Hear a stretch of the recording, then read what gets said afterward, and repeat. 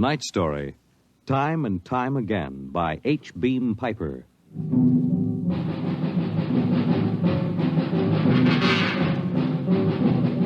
It happened during a routine skirmish in the Great War. Patrols advanced from the defense perimeter under jet cover and preceded by napalm throwers. The enemy defended in depth and mopped up with guided 98s fired from 40 miles to the rear. The blast area was 10 miles in circumference, and the medics didn't find much to pick up over 500 yards in. Come on. All right, now back it in here. Look out, it's lousy with mud. More. Now, cut left. More, hold it. Stretches. Come on, Travers, get those men out. Yes, sir. Get a move on. Line them up. Come on. Easy. You want to kill them? Okay, take it away. They might have left those Joes where they was. Half of them won't last till the plane comes. As long as they're alive, they'll be treated. Get those tags out, Travers. Start taking names. Yes, sir. This one must have been 1,000 yards in. Get his dog tag out. What a mess. Here. Hartley, Allan, Captain G5 Chem Research, AN-73D. Number SO-23869-403-J. Hartley? Allan Hartley. Oh. That must be the Hartley that wrote Children of the Mist and Conker's Road. Never heard of him. Major, I think maybe he's partly conscious. Had I better give him another shot? Go ahead, Sergeant. There isn't much else we can do for him. It's a rotten shame. Yeah, ain't it always? Okay, Captain, let me have that arm. There.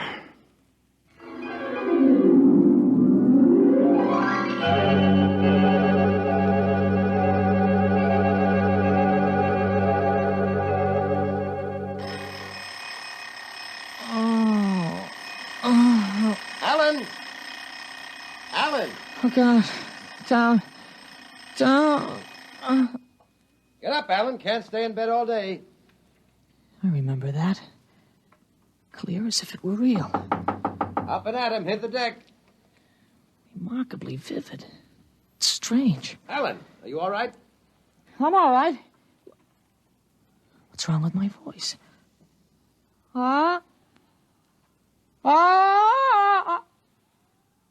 It's too high. What are you doing? Practicing singing? My voice has changed. Is that all? You're growing up. Happy birthday. Happy birthday? Hey, wake up, son. Wake up.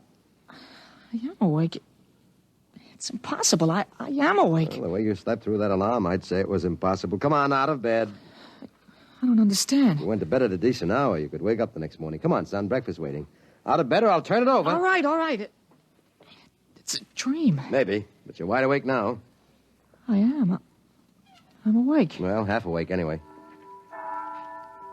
That's the bell at St. Boniface, isn't it? What day is it? Are you kidding? You forget today's your birthday? No, I didn't forget. Neither did I. Here, son. Happy 13th birthday. You won't guess what's in here. A rifle. A light .22 rifle. Oh, now how did you know that? I remembered. Did I spill the beans sometime? Oh. I could have sworn it would be a surprise. Well, go on. Open it.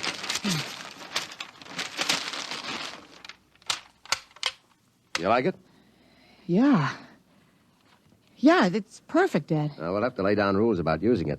And I'll have to teach you how to operate it. I don't believe in letting a boy handle a gun till he really knows how. If I let you play with that thing before I teach you about guns, you'd blow your head off. I suppose so. I'll be shaving, Allan. Come down to breakfast when you're ready. Well, it's a big day today. You're almost a man. Almost. You're still groggy. Snap out of it, Allan. I will. There's a dream in it somewhere, but I'm not sure which. What? Never mind, Dad. I'll be right down for breakfast.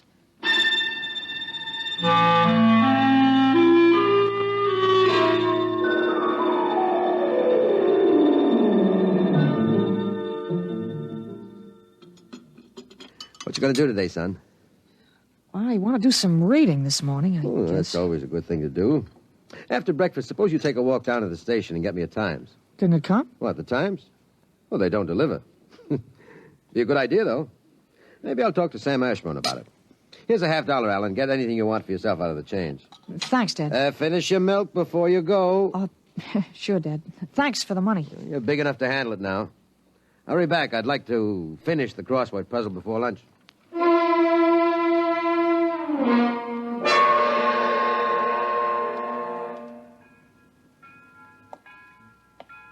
Here you are, Allan, 1 times.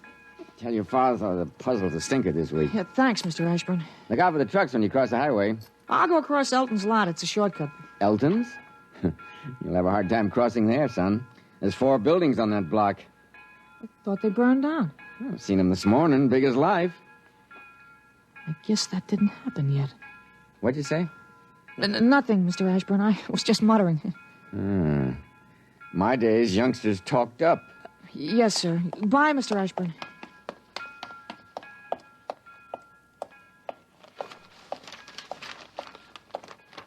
Monday, August 6th, 1945.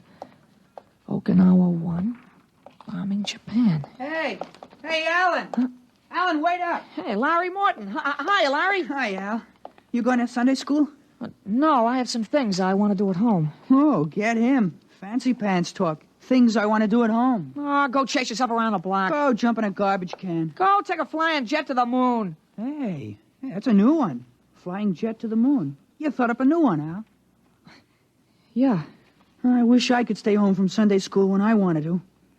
How about us going swimming at the canoe club after? Oh, I wish I could. I gotta stay home. We're expecting company. A couple of aunts of mine. Dad wants me to stay home when they come. Aunts are a pain. Nothing I can do. You see the football movie at the Grand? Boy, what a team. Notre Dame. I thought you'd like Cornell. Cornell? Huh. They couldn't beat Vassar. Well, you're gonna go to Cornell, aren't you? Me, Cornell? Fat chance. I'll bet you do. I wouldn't take your money. Well, I know you wouldn't, but you'll go to Cornell, all right. Cornell. Far above Cayuga's waters, there's an awful smell. Just the same, you'll go to Cornell. Hey, Larry, I gotta go. Well, so long, Al. I'll see you. So long, Larry. See you.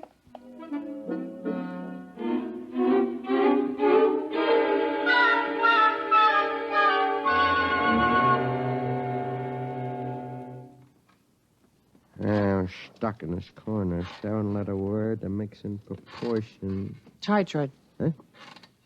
Tight. T-I. It fits. Now, how did you know that, Allan? That? I read it somewhere, I guess. Oh. What you reading now? Tarzan again? No, not Tarzan. It's refreshing to see you with a book. Sometimes I think I ought to forbid comic books in the house. Yeah, they must be raising the devil with those bombing raids in Japan. How long do you think the war in Japan will last, Dad? Oh? I'd say to the middle of 1946. They'll have to invade those islands foot by foot. I don't think so, Dad. I wouldn't be surprised if the war was over very suddenly. How, by magic? There isn't a thing on earth will make those Japanese surrender. You expect somebody to make a pass and it'll be all over by this afternoon? Something like that. I wish it could. A lot of boys dead in the invasion of Japan. Mr. Hartley, excuse me, please. Oh, hello, Mr. Gutell. That's Frank Gutell, Dad? That's right. Excuse me. I didn't mean to disturb you, Mr. Hartley. It's all right. Lovely day, isn't it, Mr. Gutell? Mr. Hartley, the Lord's Day is always beautiful. Of course, Mr. Gutell. Mr. Hartley, I wonder if you could lend me a gun and some bullets. My little dog's been hurt, and it's been suffering something terrible. Oh, that's too bad. I want a gun to put the poor thing out of its pain. Of course. How would a 20-gauge shotgun do? You wouldn't want anything heavy. I was hoping you'd let me have a little gun. Maybe, so big. Pistol? So I could put it in my pocket. It wouldn't look right to carry a hunting gun on the Lord's Day. And people wouldn't understand that it was for a work of mercy. Of course, I understand. You're a very religious man. The whole world is evil, Mr. Hartley. Yeah, sometimes it certainly looks like it. Well, I have a Colt 38 Special from the auxiliary police outfit. Well, that's fine. You've got to bring it right back, Mr. Gutell. I might be called out. Now, you'll have to promise to get it right back. Dad, wait a minute. I just remembered. Remembered what? Well, aren't there some cartridges left for the Luger? Then you wouldn't be without the Colt. That's right. I have got a German automatic I could let you have. That way I wouldn't get stuck. You'd have to return it promptly, though. Oh, wait, Dad, I'll get it. I know where the cartridges are. Be careful, son. Well, Mr. Gutell, it sure turned out nice after all that money.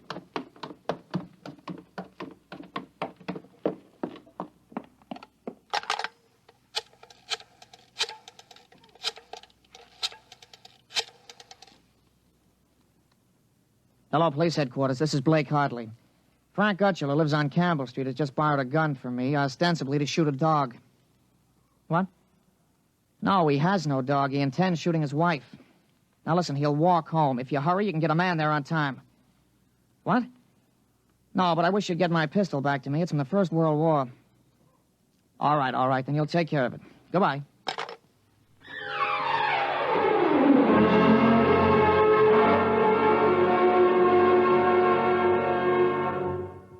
There you are. What kept you, Allan? Well, I couldn't find the cartridges at first. I'll show Mr. Gutell how it works. It's all loaded, ready to shoot. This is the safety. Just push it forward and up. There are 8 shots in it. Did you load the chamber, Allan? Sure, it's on safe now. You understand how it works, Mr. Gutell? Oh, yes, I understand. Thank you, Mr. Hartley. Thank you, Sonny. Goodbye. Goodbye, Mr. Gutell. Return the gun when you're done. Yes, I'll be done with it soon. Goodbye. Allan, you shouldn't have loaded that gun. I guess it's all over now. I had to keep you from fooling with it. I didn't want you to see I took out the firing pin. You what? Gutell didn't want that gun to shoot a dog. He's a fanatic. He sees visions, hears voices. The voices probably put him up to this. Well, I'll submit that any man who holds intimate conversations with disembodied spirits isn't to be trusted with a gun. What are you talking about? While I was at it, I called the police upstairs. I put a handkerchief over my mouth and told them I was you. You? Well, why did you have to do that? I couldn't have told them this is little Allan Hartley, 13 years old. And suppose he really wants to shoot a dog. What kind of a mess will I be in then? No mess. If I'm wrong, which I'm not, I'll take the rap for it. Dumb kid trick, you know. But if I'm right, you'll have to front for me. They give me a lot of cheap boy hero publicity, which I don't want. This is crazy, Allan. This is absolutely crazy. Maybe. We'll have the complete returns in 20 minutes.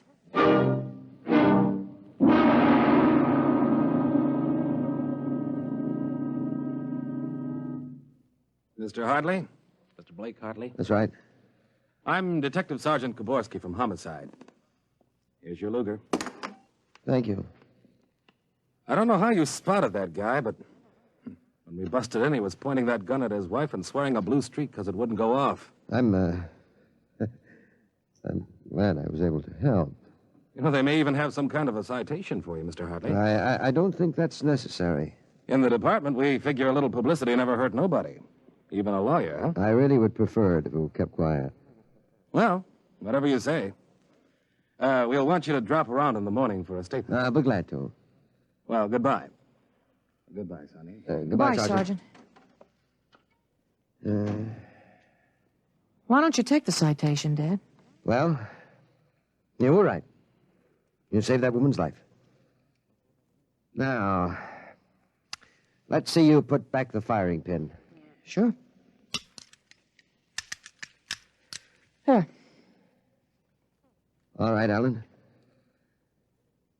Suppose we have a little talk. But I explained everything. You did not. Yesterday, you wouldn't even have known how to take this pistol apart. Today, you've been using language and expressing ideas that are outside of everything you've ever known before. Now, I want to know... I hope you're not toying with the medieval notion of obsession. What? Well, you say I'm changed. When did you first notice this? Well, last night, you were still my little boy. This morning, I don't know. You've been strange all day. There's been something... Allan, what's happened to you? I wish I could be sure myself, Dad. You see, when I woke this morning, I hadn't the least recollection of anything I'd done yesterday, August 4th, 1945. Oh, but that's serious. You don't know how serious. My last memory was lying on a stretcher, injured by a bomb explosion. I was 43 years old, and the year was 1975. 1975? Well, that's right. You'll be 43 in 1975, but a bomb? Yes, during the siege of Buffalo in the Third World War. I was a captain in G5, Scientific Warfare, General Staff. Buffalo? You mean Buffalo, New York? There'd been a transpolar invasion of Canada. I was sent to the front to check on service failures of a new lubricating oil. A week after I got there, Ottawa fell and the retreat started. We made a stand at Buffalo, and that was where I got it. I remember being picked up and getting a narcotic injection.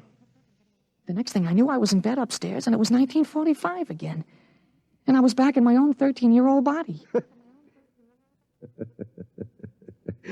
Oh, Allan, you just had a nightmare to end all nightmares, that's all. I thought it might be that at first, but I rejected it. It won't fit the facts. But it's ridiculous, all this Battle of Buffalo stuff. You picked up something listening to the radio. All the commentators have been going on about another war after this one. You've just got an undigested hunk of H.V. Calhoun born in your subconscious, that's all. But that isn't everything. I remember 4 years of high school, 4 years at Cornell, 7 years as a reporter on the Philadelphia Record, 3 novels, Children of the Mist, Rose of Death, Conqueror's Road. You think a 13-year-old can dream up all that stuff? But it's the only possible explanation. Maybe, but I can speak 5 languages today that I couldn't yesterday. French, German, Chinese, Russian, and a little Spanish. Although I've got a Mexican accent you could cut with a knife. But how did it happen? Allan, I can't believe it. All I know is here I am. I've been reading up on time theories. Nobody seems to know much about them. Evidently, time exists parallel as another dimension, and I got kicked backwards along it. But how? Oh, it may have been the radiations from the bomb or the narcotic injection, or both together. But the fact remains I'm here with full knowledge of my future identity. This is quite a shock, Allan. But you do believe me, don't you? Yes, I suppose I must. You seem so strange, as if you weren't my son. I'm your son, all right. Same body as yesterday. I've just had an educational shortcut. Wait a minute. If you can remember the next 30 years, suppose you tell me when the war is going to end. This one against the Japs, I mean. Oh, sure. Well, the Japanese surrender will be announced at exactly 7:01 p.m. on August 14th. That's a week from Tuesday. You better make sure we have plenty of grub in the house by then. Everything will be closed up tight till Thursday morning, even the restaurants. I remember we had nothing to eat in the house but some scraps. A week from Tuesday. And that's pretty sudden, isn't it? Not after today. What do you mean? What happened today? Oh, plenty. What time is it, Dad? That's 11:16. Is your watch right? Well, to the seconds, why? Well, it'll come at exactly 11:17:40. What'll come? The radio announcement. What are you getting at? Something important on the radio? Well, we'll see. Well, don't bother, Dad. It won't work. I remember we had a tube burned out. There is something wrong. When is this announcement of yours? Now I remember it. I memorized it in journalism school in 1954. What time is it? 11:18 o'clock. We're breaking into the program now. President Truman has just announced that an atomic bomb has been dropped on the Japanese industrial city of Hiroshima. The bomb was dropped 16 hours ago, and the announcement was delayed to ascertain the results of the explosion. A man named John Howard Peterson read that announcement from the Washington newsroom with NBC. I don't believe it. No? Well, listen. What? That's the Berg Platt factory whistle. And the bells of St. Boniface. Now, next, the whistle at the volunteer firehouse. Well, then it's true. It's true. Sure. Then Larry Morton came by on his bicycle. Hey, Al. Al, you hear? You hear about the bomb? An atomic bomb. Yeah, we heard. Boy, atomic bomb. Oh, boy. I gotta go find my pop. He's on the golf course. Bye, Al. Bye, Mr. Hartley. You knew. You knew about it. The next bomb hits Nagasaki. I thought that stuff about atomic energy was so much fantasy. Was that the kind of bomb that got you? Oh, that was a firecracker to the one that got me. It was a guided 98. Exploded 10 miles away. And that's going to happen in 30 years? I remember it. How about... Well, how about me? Oh, wait. Never mind. I don't think I'd better know when I'm going to die. I couldn't tell you anyway. I had a letter from you just before I left for the front. You were 78 then, and you were still hunting and fishing and flying your own plane. But another war, and fought on American soil. Oh, Allan, I wish this hadn't happened to you. It happened. I remember it. But if I can help it, I'm not going to get killed in any Battle of Buffalo. But if you remember it, if time exists as a parallel dimension, then every tick we're getting closer to that Third World War. Dad, you know what I remembered when Gutell came to borrow that gun? No, I suppose that you suspected him and warned me. No, that wasn't it. The first time when I was really 13, I wasn't home. I'd been swimming at the canoe club with Larry Morton. When I got home about a half an hour from now, I found the house full of cops. But if the gun didn't fire... What makes you think it didn't? Gutell talked the 38 out of you. He went home, shot his wife 4 times in the body, once behind the ear, and used the 6th shot to blow his own brains out. That's what you remember? Yes. The cops traced the gun. They took a very poor view of your lending it to them. You never got it back. But here it is. Oh, not the way I remember it. But I didn't want you in trouble, so I warned you. Dad, I found out the future can be changed. One man can't change the whole future. I stopped a murder and a suicide. I know, but... With 30 years to work, I can stop a world war. I'll have the means, too. The means? Unlimited wealth and influence. I've got a good memory, Dad. I wrote a list out this afternoon. Assault, jet pilot, citation, ponder, middle ground. What is this, a code? Horses. That's a list of Kentucky Derby winners from 1946 to 1970. Huh? You sure? Oh, I learned that list on a bet at the Officers Club in Cincinnati in 1971. Assault paid 8-1. You figure out what we can take in. But gambling. Oh, this isn't gambling. It's a sure thing. When we get rolling, we'll make the Rockefellers look like pikers. Assault at 8-1. Mm-hmm. I suppose I could scrape up $5,000. In 10 years, that'll make a lot of money. Any other little thing you have in mind, Ellen? Well, by 1952, we start building a political organization here in Pennsylvania. In 1960, I think we can elect you president. President? Isn't that going a little too far? Well, why not? Who wouldn't vote for a politician who was always right? Besides, that's the one thing we've got to change. In 1960, we had a man in the White House who was good to his wife and sang a nice tenor, and that's about all. He fouled up so completely, we ended up at war. Now, I think President Hartley might be a little more trusted to take a strong line. But I don't know anything about international decisions. I do. I know all the wrong ones. If we can stop one murder, we can stop a war. It's worth a try, isn't it? I guess so. How do I start? Well, as I remember, just after the bomb announcement, you got a phone call from the City Fusion Party about the next election. There's a lot of talk about a reform ticket. Well, that call is going to be important, Dad. It's the turning point. Now you've got to know. There it is. Well, what do I do? Well, answer it. Go ahead. But... Don't worry. I'll tell you what to do. Go ahead. Hello? Yes, this is Blake Hartley. Judge Cribbins. Yes. Just a moment. Alan, he's asking me to run. Oh, my head. Alan. Oh. Alan, what's the matter? Oh. Alan. He passed out. Alan, what do I do now? Alan, listen to me. Alan. Alan, what's the matter?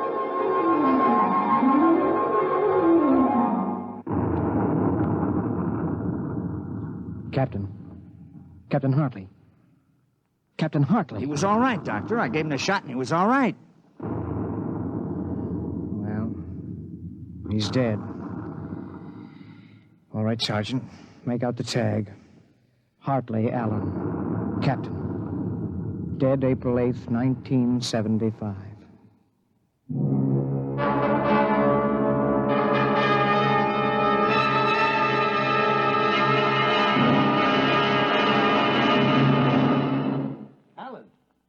Alan, what happened? Alan! Alan! Alan, are you all right? Hi, Dad. I've got Judge Cribbins on the phone. What do I tell him? What? Alan, are you all right? You passed out. Sure. I'm all right. Hey, today's my birthday, isn't it? What'd you get for my birthday, huh? Don't you remember? The Third World War? What Third World War? Gee, Dad, what's the matter? You're looking at me funny. You don't remember. You're back again, aren't you? Back to 13 years old. Sure, I'm 13 today. For corn's sake, Dad. You must have died up there. It was only a mind transfer. That means I'm on my own. I have to do it myself without your help. Help for what? If it's the grass, I said I'd cut it tomorrow. No, it's not the grass.